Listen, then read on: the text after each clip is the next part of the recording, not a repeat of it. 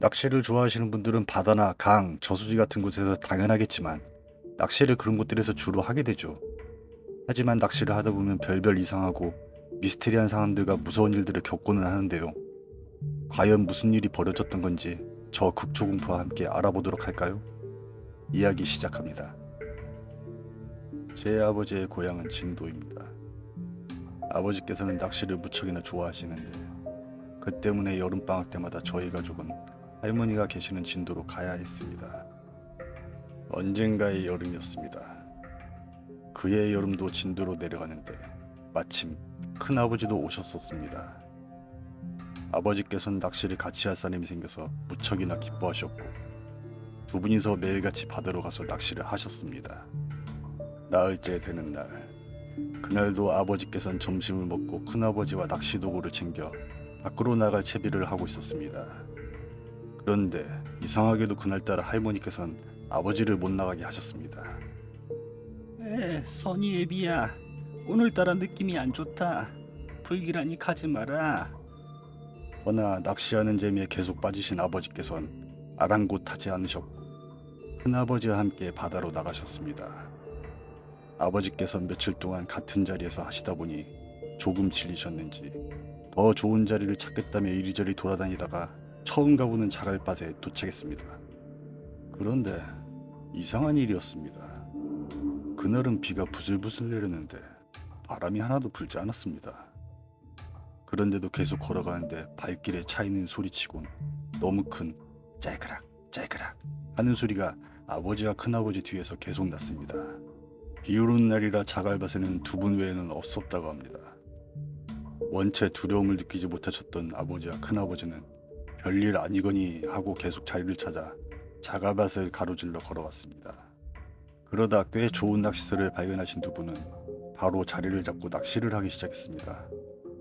그날따라 이상하게 월척이 많이 잡혔고 신이 난 두 분은 계속 고기를 잡았습니다.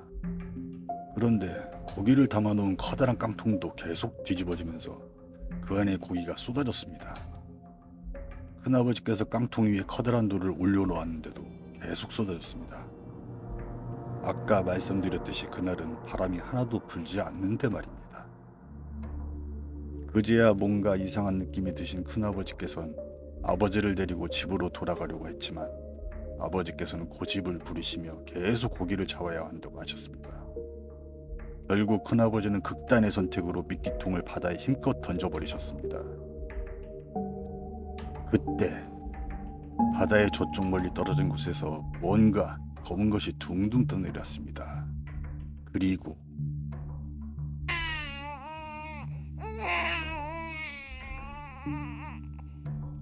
하고 기이하게 애기가 우는 소리도 들려왔습니다.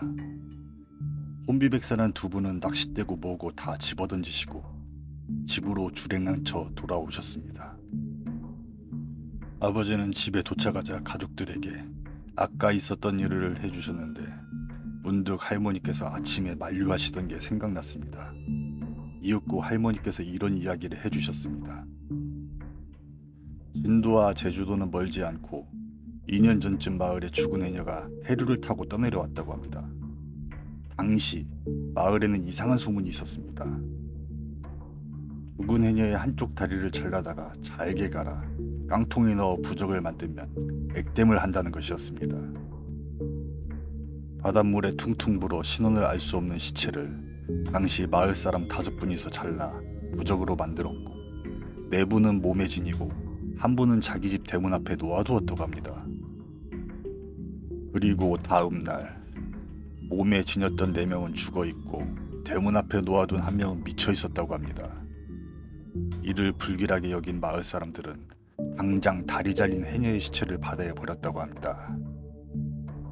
그리고 1년 후 딱 지금으로부터 1년 전 한 낚시꾼이 해녀를 버린 곳에서 실종되었다고 합니다.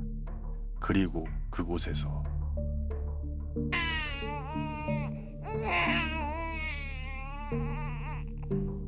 하고 애기 우는 소리가 들렸다는 이야기가 계속 들렸습니다.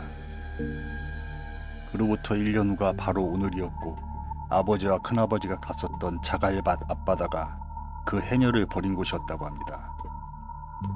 이 일을 무섭기보단 측은히 여기신 아버지는 목발 하나를 가져다가 그 자갈밭으로 다시 가서 불태웠답니다.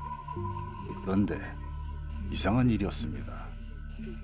그 목발을 태울 때 나는 연기가 계속 아버지를 쫓아다녔다고 합니다. 이리 피해도 따라오고 저리 피해도 따라오고 몇 번을 그렇게 반복하다가 바다 쪽으로 다 탈 때까지 계속 흘러갔고 그 뒤로는 그런 실종사고나 울음소리를 들었다는 일은 없었다고 합니다. 죽은 동물의 사체 썩는 냄새는 당연히 모든 사람들에게 있어 굉장히 불쾌하기 마련인데요. 송장 썩는 냄새도 이와 다를 바가 없다고 합니다. 이런 말들이 왜 나오게 되는지 지금부터 저 극초공포와 함께 알아보도록 할까요?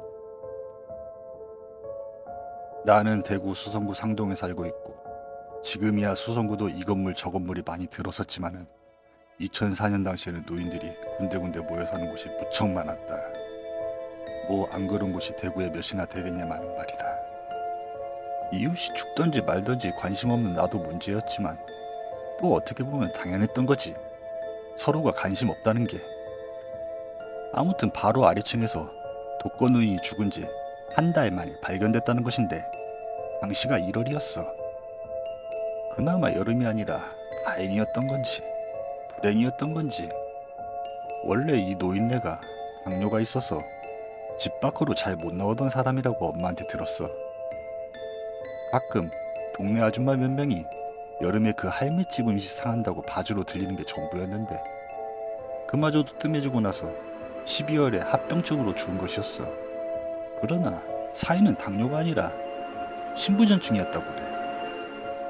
더 큰 문제는 12월에 죽어서 한 달을 넘게 방에서 푹 썩은 게 아니라 전기장판을 틀고 죽었다고 해. 그런데도 빌라 내에선 꾸리꾸리하고 역겨운 시체 냄새는 정말 전혀 나지 않았다고 해. 한창 추울 겨울이라서 냄새가 퍼지지 않았던 거지. 1월 10일쯤인가 어느 날 그 노인 바로 옆집 이웃 아저씨가 괜한 오지랖이었는지 모르겠는데 옆집 할매 전기요금 1월 청구서를 우체통에서 뜯어보게 됐어.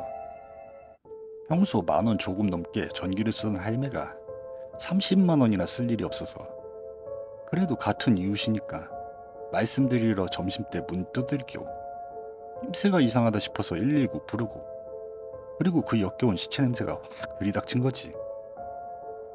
보통 갑자기 전기요금이 많이 나오면 전력원에서 누진 주의 확인해주러 방문한다고 들었는데 그딴 것도 없었다고 해.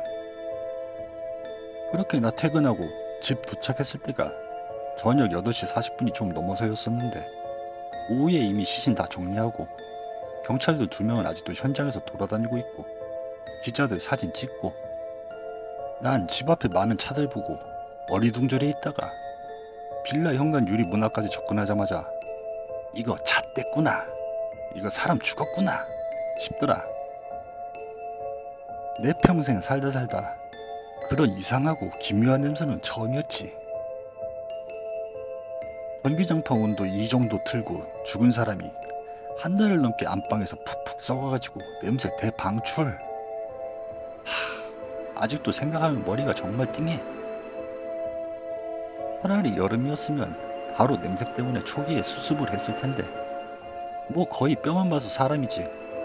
시체색은 갈색, 검은색으로 타버리고 냄새는 개쩔고 집값은 폭락하고 전문 청소 업체에서 근 시비를 증기 쉐이고 숯불 피우고 화학 처리하고 있더라. 요즘 날씨가 슬슬 더워지고 습하고 꿉꿉한데 현관문 따고 들어가는 그 계단에서 그때 그 썩은 악취가 뚜렷하게 나고 있어. 내가 기억하는 건지 실제로 아직도 그 악취가 계속 나는 것 같아. 지금도 그 집에 살고 있는 이웃집 아저씨는 아무 일 없다는 듯이 잘 지내는 거 보면 아무래도 내 뇌가 그 냄새에 중독이 되어 잊지 못하는 것 같아. 오늘의 이야기는 여기까지입니다. 이야기가 무섭고 재미있으셨다면 구독, 좋아요 부탁드립니다. 시청해주셔서 감사합니다.